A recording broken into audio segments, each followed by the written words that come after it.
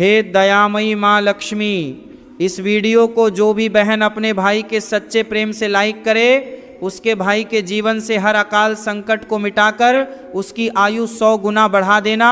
और मेरी धर्मपरायण माताओं बहनों, 28 अगस्त सावन की इस पावन पूर्णिमा रक्षाबंधन पर जिस भाई की कलाई पर आप अपनी सांसों से भी बढ़कर रक्षा सूत्र बांधती हैं, गलती से भी उसके गलत हाथ में राखी मत बांधना और भूलकर भी वे 3 उपहार कभी मत देना और न लेना, वरना जिस भाई की लंबी उम्र के लिए आप दिन रात दुआएं मांगती हैं, उसी भाई के जीवन पर भारी संकट आ सकता है। मेरी यह बात आज अपने अंतर्मन में उतार लीजिए, बाद में पछताना न पड़े, क्योंकि आज के इस पावन प्रसंग में आपको मिलेगा राखी बांधने का सबसे सटीक शुभ मुहूर्त, भद्रा काल का समय और भाई की आयु मान सम्मान व तरक्की बढ़ाने के वो गुप्त शास्त्रीय नियम, जिसे एक बार पूरा सुन लेने के बाद आपके मन का सारा संशय मिट जाएगा और आपको कोई दूसरा वीडियो देखने की जरूरत नहीं पड़ेगी।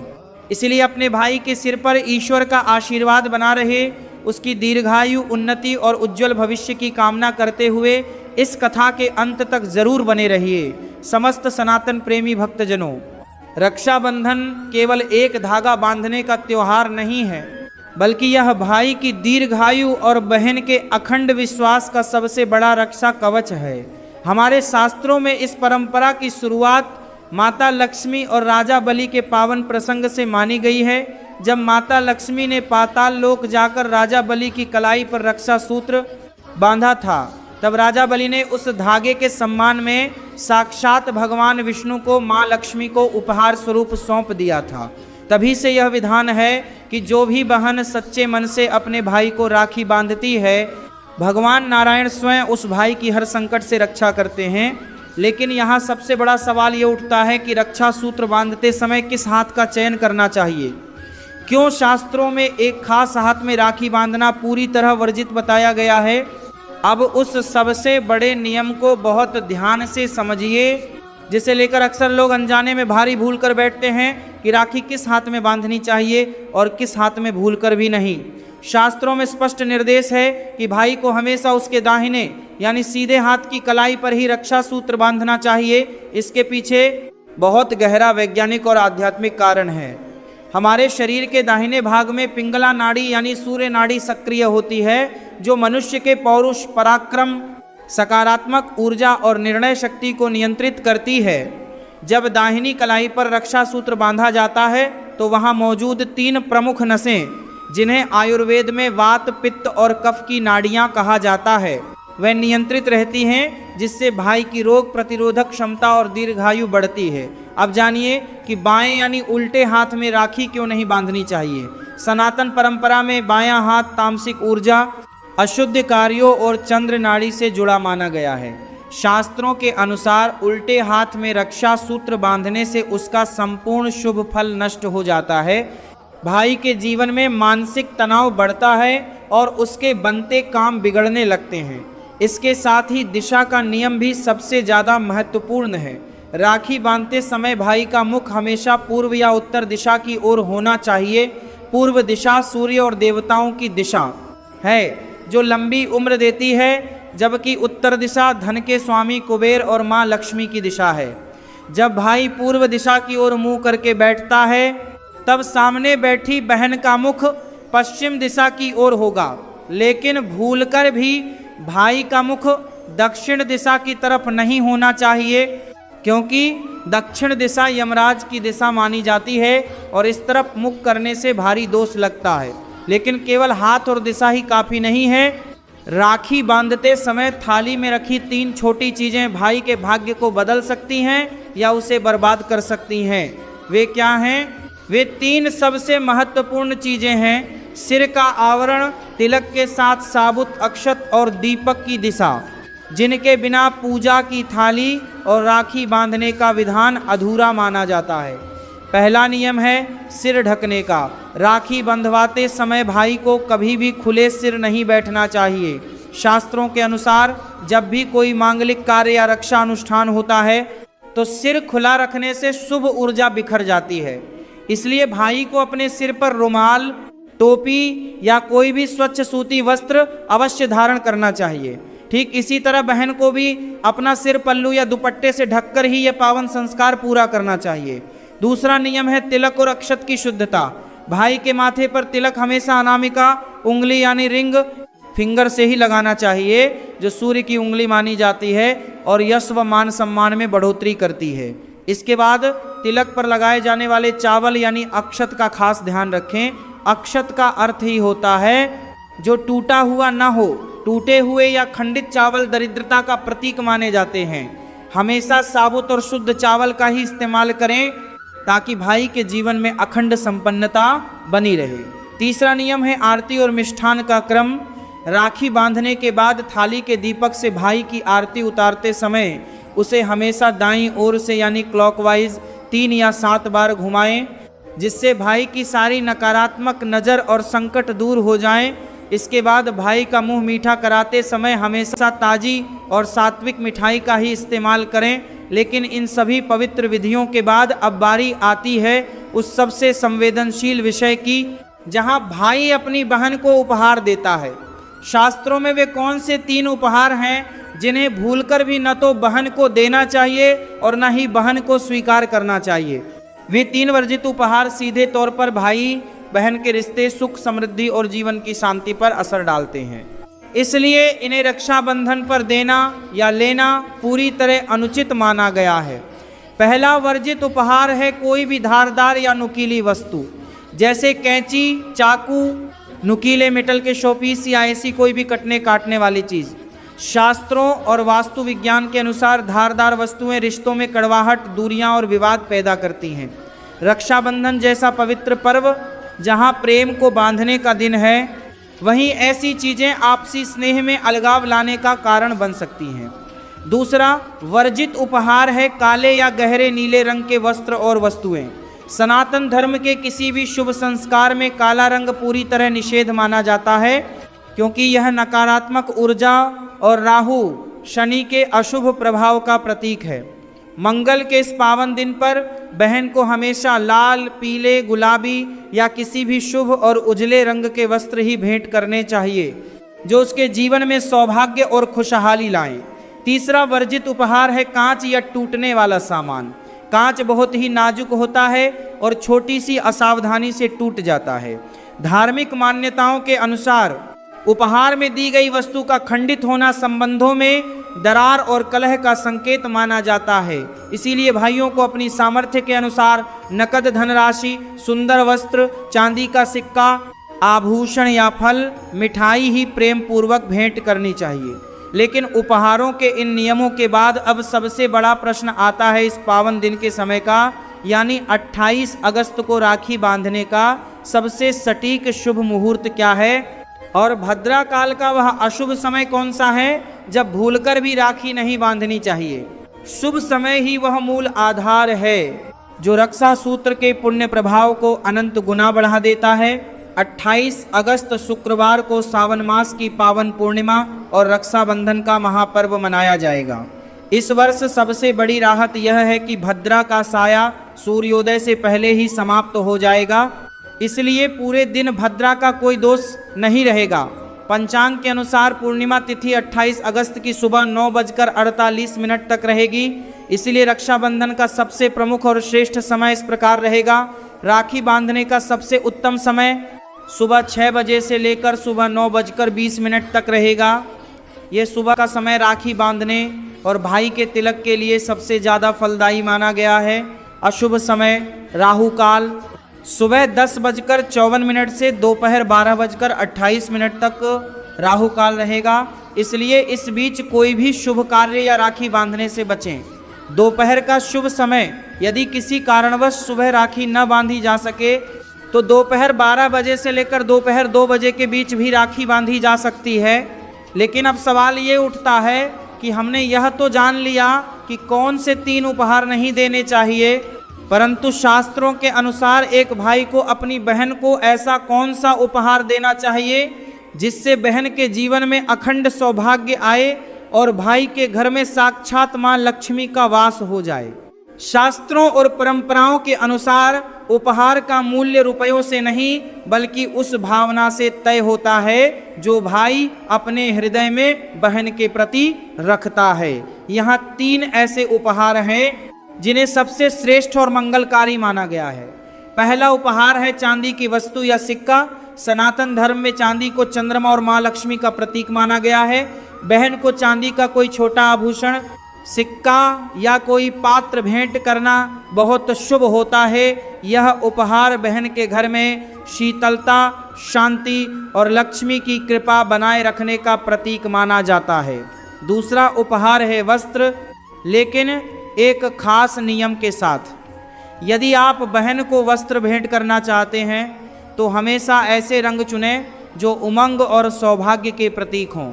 लाल, पीला, गुलाबी या केसरिया रंग के वस्त्र सबसे उत्तम माने गए हैं। यह उपहार बहन के प्रति आपके स्नेह और उसके जीवन में खुशहाली लाने की आपकी कामना को दर्शाता है। तीसरा और सबसे आधुनिक लेकिन आध्यात्मिक उपहार है बहन की सुरक्षा या भविष्य के प्रति आपकी प्रतिबद्धता। आप उसे कोई ऐसी योजना, सेविंग सर्टिफिकेट या कोई शिक्षा से संबंधित उपहार दे सकते हैं जो उसकी आने वाली उन्नति में सहायक हो। यह उपहार दर्शाता है कि आप न केवल आज बल्कि आने वाले कल में भी उसकी ढाल बनकर खड़े रहेंगे। याद रखिए, बहन को दिए जाने वाले उपहार में आपका आशीर्वाद और सुरक्षा का वचन सबसे बड़ी चीज है। लेकिन क्या आप जानते हैं कि रक्षाबंधन की इस परंपरा को केवल सगे भाई बहन ही नहीं बल्कि इतिहास में बड़े बड़े राजाओं और महान योद्धाओं ने भी निभाया है। आखिर महाभारत के युद्ध से ठीक पहले भगवान श्री कृष्ण की कलाई पर वो कौन सा रक्षा सूत्र था जिसने द्रौपदी की लाज बचाने के लिए स्वयं नारायण को विवश कर दिया था? और क्यों वह प्रसंग आज भी हर बहन को अपने भाई पर गर्व करने की प्रेरणा देता है? इस रक्षा सूत्र की शक्ति को समझने के लिए महाभारत काल की उस घटना को देखना जरूरी है जिसने रक्षाबंधन को केवल एक रस्म से बदलकर धर्म का हिस्सा बना दिया था। पौराणिक कथा के अनुसार जब भगवान श्री कृष्ण ने सुदर्शन चक्र से शिशुपाल का वध किया तब उनके हाथ की तर्जनी उंगली में चोट लग गई और रक्त बहने लगा। उंगली से निकलता रक्त देखकर वहां मौजूद सभी लोग घबरा गए, लेकिन द्रौपदी ने बिना एक पल सोचे अपनी बहुमूल्य साड़ी का पल्लू फाड़ा और भगवान कृष्ण की उंगली पर पट्टी की तरह बांध दिया। उस समय साक्षात नारायण ने द्रौपदी के उस प्रेम और समर्पण को अपना रक्षा कवच मान लिया था। भगवान कृष्ण ने द्रौपदी से वचन दिया कि वे उनकी रक्षा के लिए हमेशा तैयार रहेंगे। यही वह क्षण था जब एक बहन का पवित्र भाव और भाई का वचन ब्रह्मांड के सबसे शक्तिशाली वादे में बदल गया। आगे चलकर जब भरी सभा में द्रौपदी का अपमान हुआ और कौरवों ने उनकी साड़ी खींचने का कुकृत्य किया, तब द्रौपदी की पुकार सुनकर भगवान कृष्ण ने उस रक्षा सूत्र का मान रखा। साड़ी की लंबाई का अनंत विस्तार हुआ और अधर्म के विरुद्ध धर्म की जीत हुई। वह साड़ी का टुकड़ा मात्र वस्त्र नहीं था बल्कि वह द्रौपदी की भक्ति और भगवान का दिया हुआ सुरक्षा का वादा था। यह प्रसंग हमें सिखाता है कि रक्षाबंधन का अर्थ केवल कलाई पर धागा बांधना नहीं है बल्कि यह एक भाई का अपनी बहन को दिया गया वह अटूट संकल्प है जिसके लिए भाई अपनी जान तक दांव पर लगा सकता है। यह पर्व याद दिलाता है कि जब बहन का विश्वास और भाई का प्रेम मिल जाता है तो कोई भी संकट कितना ही बड़ा क्यों ना हो उसे परास्त किया जा सकता है। लेकिन क्या आप जानते हैं कि राखी बांधते समय जो मंत्र बोला जाता है वह मात्र शब्द नहीं है, वह एक बहुत शक्तिशाली ऊर्जा विज्ञान है। आखिर येन बद्धो बलि राजा मंत्र में ऐसा क्या छुपा है जो सदियों से रक्षा सूत्र को एक अभेद्य सुरक्षा चक्र बनाता आया है? लोग अक्सर पूछते हैं कि राखी बांधते समय यह मंत्र पढ़ना क्यों जरूरी है? क्या सिर्फ धागा बांधना काफ़ी नहीं है? सच तो यह है कि यह मंत्र कोई साधारण कविता या रटी रटाई पंक्तियां नहीं है। यह ब्रह्मांड का सबसे प्राचीन और शक्तिशाली सुरक्षा कोड है। जब आप कहती हैं येन बद्धो बलि राजा दानवेंद्र महाबलः, तो आप सीधे उस ऊर्जा को पुकार रही होती हैं जिसने स्वयं दानवों के राजा बलि को धर्म के बंधन में बांधा था। आप ब्रह्मांड की उस शक्ति को जागृत कर रही हैं जो सबसे शक्तिशाली है। इसके बाद आप कहती हैं तेन त्वाम पिबद्धनामि, यानी उसी शक्तिशाली ऊर्जा से मैं तुम्हें बांधती हूँ। यहाँ आप अपने भाई को सिर्फ एक धागे से नहीं बल्कि उस प्राचीन रक्षा कवच से जोड़ देती हैं। और सबसे महत्वपूर्ण हिस्सा है रक्षे माचल माचल। इसका अर्थ है रक्षा सूत्र, तुम स्थिर रहो, डगमगाओ मत। यह एक कमांड है। जब बहन यह मंत्र बोलती है तो वह एक संकल्प लेती है कि जिस तरह नारायण ने बलि की रक्षा की, वैसे ही यह रक्षा सूत्र मेरे भाई की हर पल रक्षा करेगा। वैज्ञानिक दृष्टि से देखें तो जब हम एक विशेष लय और उच्चारण के साथ मंत्र पढ़ते हैं तो आसपास का वातावरण सकारात्मक तरंगों से भर जाता है। यह धागा फिर सिर्फ धागा नहीं रहता, यह एक अदृश्य सुरक्षा घेरा बन जाता है। इसलिए राखी बांधते समय मंत्र को जल्दी जल्दी न बोलें, बल्कि हर शब्द को महसूस करें। आपका एक एक शब्द आपके भाई की सुरक्षा की गारंटी बन जाता है।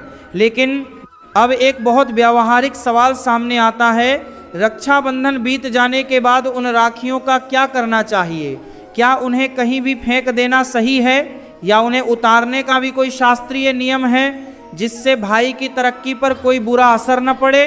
राखी बांधने के बाद ज़्यादातर लोग एक बहुत बड़ी गलती करते हैं। कुछ दिन बीतने पर जब राखी मैली हो जाती है या खुल जाती है तो उसे यूं ही कहीं भी फेंक देते हैं या कूड़ेदान में डाल देते हैं। ये सबसे बड़ा दोष माना गया है। याद रखिए, जिस धागे पर तिलक लगा, अक्षत लगा और रक्षा का दिव्य मंत्र पढ़ा गया, वह केवल एक धागा नहीं बल्कि आपके भाई की सुरक्षा का पवित्र कवच बन चुका होता है। तो आखिर राखी कब और कैसे उतारनी चाहिए? शास्त्रों के अनुसार रक्षा सूत्र को कम से कम जन्माष्टमी तक या फिर कृष्ण पक्ष की षष्ठी यानी हलछठ तक कलाई पर बांधे रखना बहुत शुभ माना जाता है। यदि किसी कारणवश इसे पहले उतारना पड़े तो कभी भी इसे काट कर या झटके से खींच कर न उतारे, इसे बड़े आदर के साथ खोल कर उतारे। उतारने के बाद इस रक्षा सूत्र का क्या करें? इसके 3 सबसे सही तरीके हैं। पहला तरीका है विसर्जन। राखी को किसी बहते हुए शुद्ध जल यानी नदी या सरोवर में प्रवाहित कर दें, जिससे उसकी पवित्रता बनी रहे। दूसरा तरीका है प्रकृति को समर्पित करना। यदि आसपास नदी न हो तो किसी पीपल, बरगद, तुलसी या किसी फलदार पेड़ की जड़ के पास मिट्टी खोदकर उसे दबा दें। इससे उस रक्षा सूत्र का कोई अनादर नहीं होता। तीसरा तरीका है सुरक्षित रखना। यदि आप चाहें तो इसे अपने पूजा स्थान या धन रखने की तिजोरी में एक लाल कपड़े में लपेट कर रख सकते हैं, जिससे घर में बरकत और सकारात्मक ऊर्जा बनी रहती है। भूलकर भी इसे कूड़ेदान में न डालें, क्योंकि इससे भाई के भाग्य और तरक्की पर नकारात्मक असर पड़ता है।